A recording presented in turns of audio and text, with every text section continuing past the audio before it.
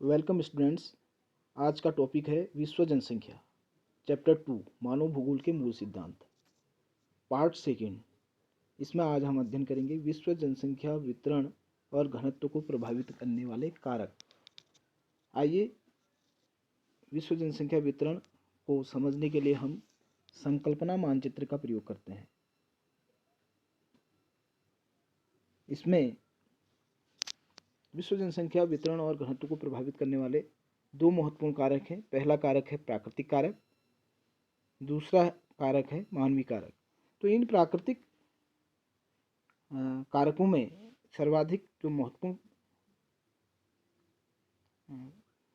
कारक है वो जो कि जनसंख्या के वितरण को और घनत्व को प्रभावित करता है वो है जलवायु। किसी क्षेत्र की जलवायु वहाँ के दो महत्वपूर्ण कारकों तापमान और वर्षा से निर्धारित होती है। तो जलवायु एक ऐसा कारक है जो विश्व में जनसंख्या के वितरण को प्रभावित करने में अपना महत्वपूर्ण योगदान प्रदान करता है। तो अति उष्ण अथवा ठंडे मरुस्थल की विषम जलवायु मानव बसाव के लिए सुविधाजनक नहीं होती है। तो सुविधाजनक जलवायु वाले क्षेत्र जिनमें अधिक मौसमी परिवर्तन नहीं होते हैं अधिक लोगों को आकर्षित करते हैं। तो विश्व के ऐसे सुखद जलवायु वाले समशीतोष्ण जलवायु वाले क्षेत्र जहाँ जलवायु न तो अत्यधिक ठंडी है न अत्यधिक गर्म में है, तो ऐसे क्षेत्रों में अधिकांश जनसंख्या रहना पसंद करती है। तो जलवायु प्राकृतिक कारकों में जलवायु एक ऐसा कारक है जो विश्व में जनसंख्या के वितरण को प्रभावित करता है। दूसरा कारक है उपजाऊ मृदा।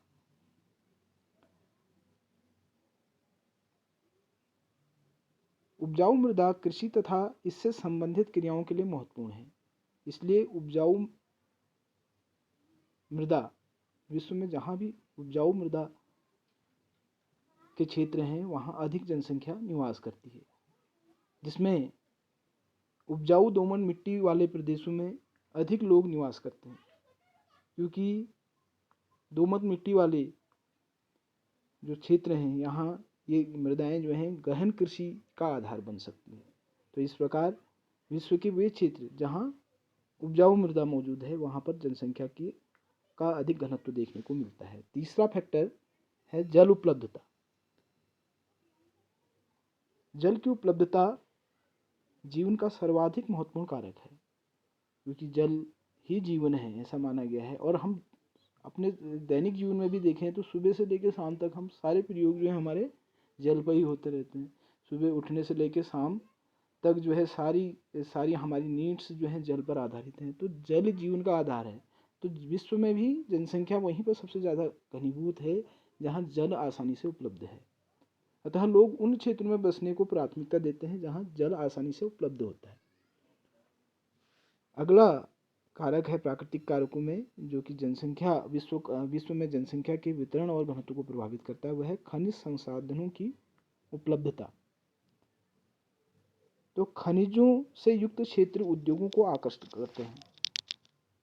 खनन और औद्योगिक गतिविधियां रोजगार उत्पन्न करते हैं। अतः कुशल एवं अर्ध कुशल कर्मी इन क्षेत्रों को पहुंचते हैं और जनसंख्या को सघन बना देते हैं। तो उन क्षेत्रों में जहाँ खनिज संसाधन उपलब्ध हैं या शक्ति के संसाधन उपलब्ध हैं, ऐसे क्षेत्र उद्योगों के लिए काफ़ी महत्वपूर्ण माने जाते हैं।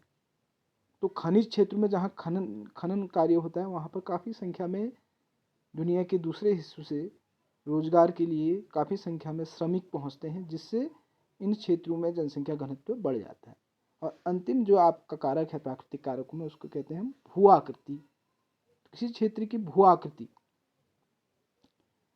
जैसे उदाहरण के लिए समतल धरातल या ऐसे क्षेत्र जो मंद ढाल वाले हैं, तो ऐसे क्षेत्रों में लोग बसने को वरीयता देते हैं। इसका मुख्य कारण है कि ऐसे क्षेत्र फसलों के उत्पादन, सड़क निर्माण, उद्योगों के लिए अनुकूल होते हैं। इसके विपरीत पर्वतीय और पहाड़ी क्षेत्र परिवहन तंत्र के विकास में अवरोधक होते हैं, उपयुक्त नहीं होते हैं। इसलिए प्रारंभ से ही कृषिगत और औद्योगिक विकास के लिए अनुकूल नहीं माने गए हैं। तो इसके विपरीत जो मैदानी क्षेत्र हैं, ऐसे क्षेत्र परिवहन तंत्र और उद्योगों के विकास के लिए अनुकूल माने गए हैं। तो अतः इन क्षेत्रों में, जैसे पर्वतीय क्षेत्र हैं, इनमें कम जनसंख्या पाई जाती है। इसके विपरीत मैदानी क्षेत्र, जैसे भारत में गंगा का मैदान विश्व में सर्वाधिक सघन जनसंख्या वाले क्षेत्रों में से एक है। तो विश्व जनसंख्या वितरण और घनत्व को प्रभावित करने वाले मानवीय कारक, अब हम पढ़ते हैं मानवीय कारक। मानवीय कारक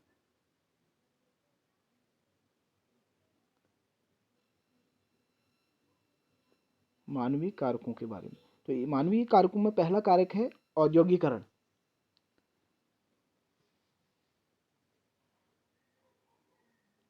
औद्योगिक पेटियां रोजगार के अवसर उपलब्ध कराती हैं। तो औद्योगिक पेटियां मतलब ऐसा क्षेत्र जहां बहुत बड़े क्षेत्र में विभिन्न प्रकार के उद्योग पाए जाते हैं या किसी एक प्रकार के उद्योग घनीभूत हैं या लगे हुए हैं। तो ऐसे क्षेत्रों को हम औद्योगिक पेटियां कहते हैं।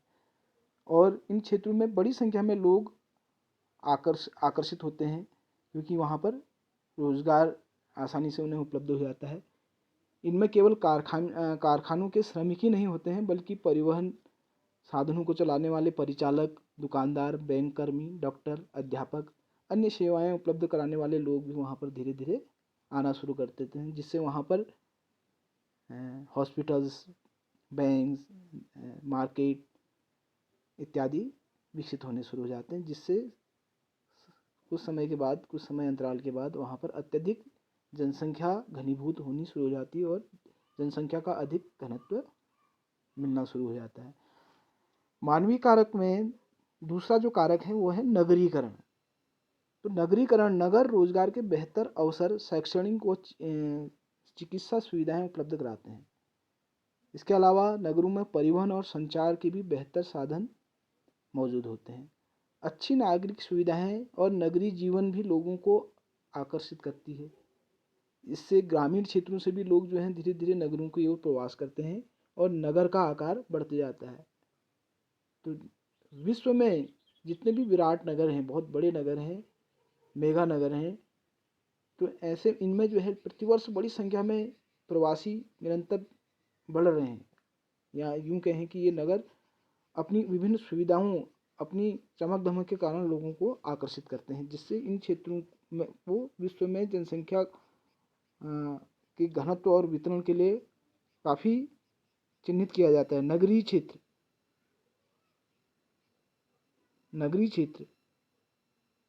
तो तीसरा कारक है जनसंख्या के वितरण और घनत्व को प्रभावित करने वाला मानवीय कारक, यातायात के साधनों की उपलब्धता। तो जिन क्षेत्रों में आसानी से यातायात सुविधाएं उपलब्ध हो जाती हैं, जैसे मैदानी इलाकों में, विश्व के ऐसे क्षेत्र जो मैदानी क्षेत्र हैं या बहुत दूर दूर तक भी वहाँ पर अगर बसावट नहीं है, तब भी वो क्षेत्र अगर यातायात साधनों की वहाँ पर उपलब्धता है, द्रुतगामी जैसे रेल यातायात इत्यादि की सुविधाएं हैं, तो उन क्षेत्रों में भी धीरे हमने देखा है कि धीरे धीरे वहाँ पर जनसंख्या बढ़ी है। तो ऐसे साधन क्षेत्र जहाँ यातायात साधनों की उपलब्धता है मानवीय कारकों के अंतर्गत आते हैं और वहाँ पर जनसंख्या की अत्यधिक बसावट हमें देखने को मिलती है। और चौथे प्रकार का जो कारक है वह है आधारभूत सुविधाओं की पर्याप्त उपलब्धता। तो आधारभूत सुविधाएं जो मनुष्य को चाहिए, जल, भोजन, रोजगार और दूसरी जो जितनी प्रकार की आवश्यकताएं हैं, विश्व में जहाँ भी आधारभूत सुविधाएं पर्याप्त रूप से उपलब्ध हैं, वहाँ पर जनसंख्या अधिक देखने को मिलती है। पांचवा कारक है सामाजिक सुरक्षा। तो दुनिया में लोग वहीं रहना पसंद करते हैं, उन्हीं क्षेत्रों में रहना पसंद करते हैं जहाँ सामाजिक सुरक्षा हो। इसके विपरीत सामाजिक असुरक्षा के वाले क्षेत्रों में या सामाजिक असुरक्षा की जो भावना लोगों में आ जाती है, जैसे ऐसे क्षेत्र जहाँ आतंकवाद हो, अंदरूनी विद्रोह वाले क्षेत्र जहाँ लोग अपने को असुरक्षित महसूस करते हैं, तो ऐसे क्षेत्रों में जनसंख्या निवास करना पसंद नहीं करती है और इन क्षेत्रों में काफ़ी कम जनसंख्या पाई जाती है। और अंतिम जो कारक है मानवीय कारकों में जो कि विश्व में जनसंख्या के वितरण को प्रभावित करता है वो है राजनीतिक कारक। तो राजनीतिक कारक एक ऐसा कारक है जो जनसंख्या के